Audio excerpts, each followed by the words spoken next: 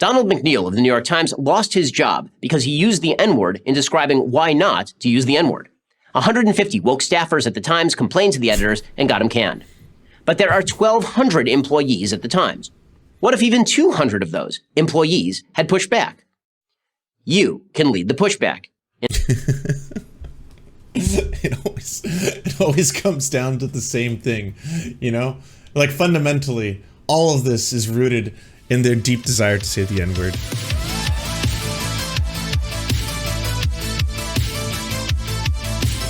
This is an exciting time. Every single time Ben Shapiro has a PragerU video, it's just been chef's kiss. I'm excited. I'm very excited. Let's take a look. All right. Congratulations, graduates. Your days of indoctrination in wokism are behind you. Your worries about being graded down because you wouldn't say America is systemically racist? Over. Your fears that you'd be socially shunned because of your failure to decry the evils of capitalism? Done. Yes, you've been liberated. Next up, the real world, where merit is rewarded. Like, I can't get over the faux, like, oppression that right-wingers create for themselves. They, like, it must be a struggle. It seems like a lot of work every day to pretend to be oppressed, to consistently be like, it's so hard. It's so hard to be white nowadays. You don't know our struggle. You don't know what it's like to be straight, okay? To say that you're proud to be straight, people will shun you. They'll vilify you. Do you know what it's like to say that you are against capitalism? The predominant economic system? The pervasive economic system globally? You don't know what that's like.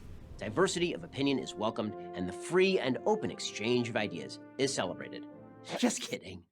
The truth is, many of you are about to move from the ivory tower of the authoritarian left to, well, probably the glass and steel tower of the authoritarian left. Today's business behemoths have also become bastions of woke thought.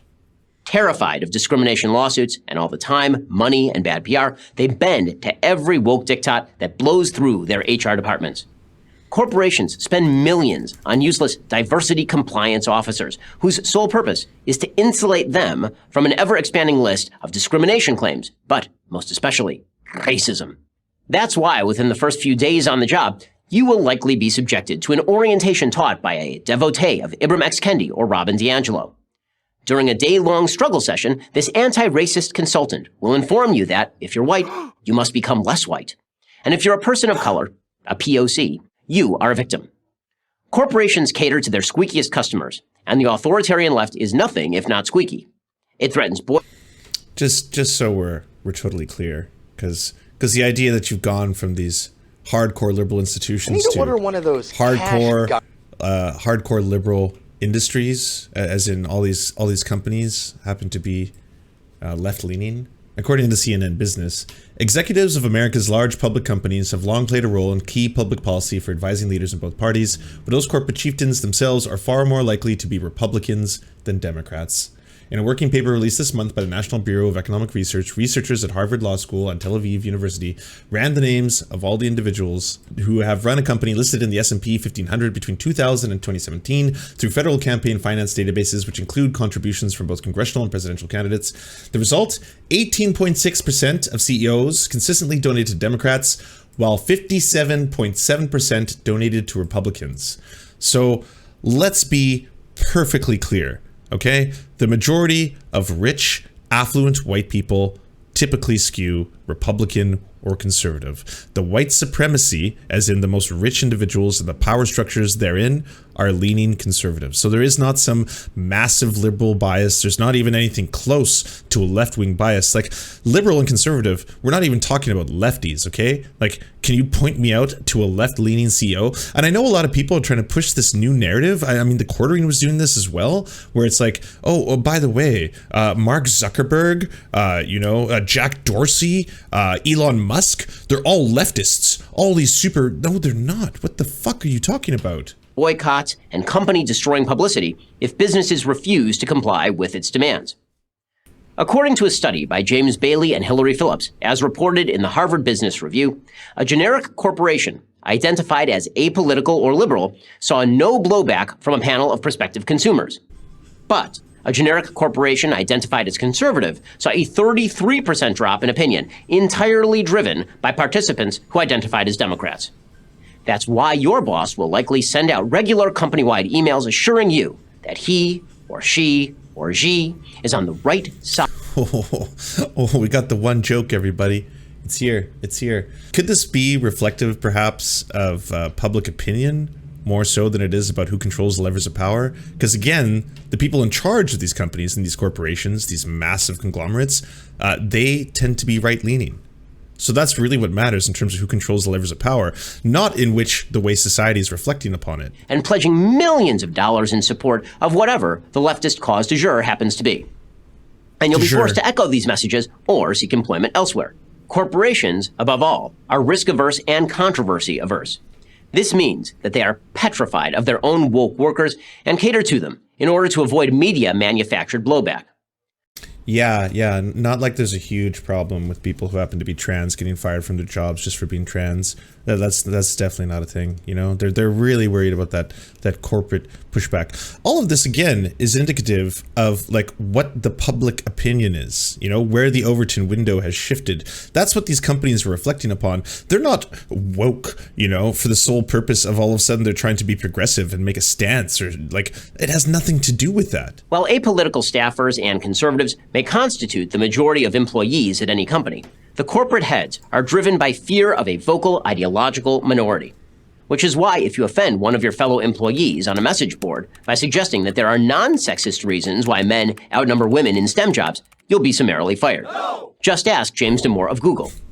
Conservatives used to believe that what happened in college stayed in college. James Damore of Google wrote this, like, fucking incel masterpiece and tried to spread it around. Okay, that's not an example of someone who's, like, speaking truth to power. Was a colossal mistake. Slowly but surely, college radicals have renormalized America's institutions. Let's talk about how. Author Nassim Nicholas Taleb discusses the process of renormalization in his book, Skin in the Game. Let's say you have a family of 4, including one daughter who only eats vegan. Mom now has a choice. She can cook 2 meals, one for the non-vegan family members. Here we go, anecdote Andy. Wouldn't be PragerU without an anecdote. And one for her daughter. Or she can cook 1 meal with only vegan ingredients. She decides to cook only 1 meal. This is renormalization of the family unit, which has converted from majority non-vegan to vegan. Now, says Taleb, have the family attend a... Why do they all power up? Like, what the fuck? What do you think, like, again, vegans are just so much more based. This is like Iron Man 3, you know? All of a sudden everyone's like... Now, says Taleb, have the family attend a barbecue with 3 other families. The host has to make the same choice Mom did. Make 1 meal or make 2. This process of renormalization, the new normal, continues until broader and broader numbers have been moved by one inflexible person. The same holds true in corporations. All it takes, according to physicist Serge Gallum, is a tipping point, a certain percentage of the population joining an inflexible movement and demanding change from a less than motivated majority. Could be that if you're talking about marginalized people, which again would be a minority, they would be smaller, if we want to give rights to all peoples, so we want to say that there's a small percentage, we'll say a minority in this case, that deserve equal rights to the rest of us, and they are the ones that are actively being persecuted against, that we should try and uplift and improve their quality of life. That does not, by definition, mean that all of a sudden everyone has had their lives ruined in the process, and or everyone suddenly becomes an orange tier vegan, you know? The two things. Gallum puts that number at approximately 20%. So, here's the good news. Renormalization can work in reverse, too. Here's how. Find a group of like-minded employees. Make demands that a majority of employees agree with. Be inflexible, and be loud. Band together to resist the intrusions of the radical left. Donald McNeil of the New York Times lost his job because he used the N-word in describing why not to use the N-word. 150 woke staffers at the Times complained to the editors and got him canned. But there are 1,200 employees at the Times. What if even 200 of those employees had pushed back? You can lead the pushback. It always comes down to the same thing, you know? Like, fundamentally, all of this is rooted in their deep desire to say the N-word. Like, it's always going to come back to that. Why can't we say it anymore? We used to be able to say it all the time. Now, that may seem like a lot to ask. Why should a CEO listen to his youngest employees? Fair question. But here's the answer. They already do. It's 23-year-old woke staffers who are forcing these corporations to the left. It's going to take 23-year-old non-left staffers to move them back. That means being smart. It means not making dumb mistakes on social media. It means building alliances with those who aren't How about instead of not making dumb mistakes, don't be a fucking racist? It's not about like, oh shit, oh I could have gotten away with that one. What about just fundamentally changing the way we treat other human beings? That's what the left is asking for. Primarily. Like, yeah, this is essentially keep the mask on. Everyone, keep the masks on, all right? They're on to us. But just as you were in college, you are now in opposing territory. And that requires fighting back in strategic ways.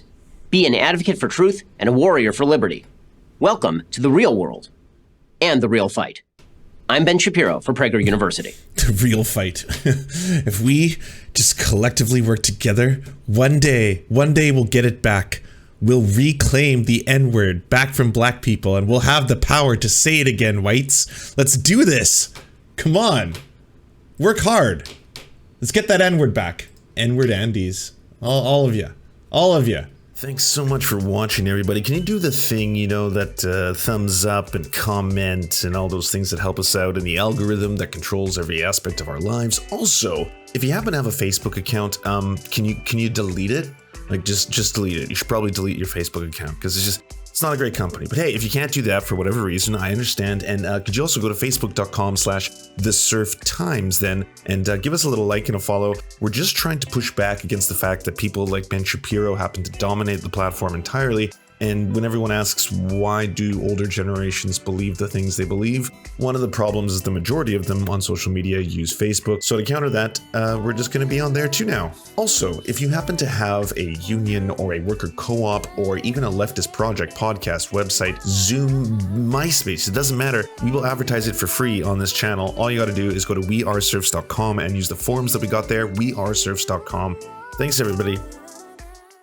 To our God, Xander Corvus, we shall build ornate temples in your honor. To our monarch, Tom Spiker and the Tim Caucus, we aim to be the best court jesters your money can buy. To our lords, Evan Nudie, Trevor R., Alexander Thaler, Ryan Lubin, Tofox, Jeff Lamb, Sint Forzi, we are your humble vassals ready to till your land. To our Knights of the Round Table, Omni, Mr. Anderson, Riley and Anna, Ryan Craig, Multimondi, Trevor Janis, Lemmy 101, Anthropophoja, Saren 42, Chronic to Hemphog, The Great Houdini, Bo and Jenny, Catherine, Radical Maniac, Ramon Acosta, Jay Fraser Cartwright, Jimmy Bignuts, Violent Orchard, Sophie Baby, Political Puppy, Andreas Chiringuito, Zach Christensen, Yopi, Josh Mickelson, Todd Buckingham, Todd Lajeunesse, Constance Joyce Lacheris. We raise our glass of mead and we salute you.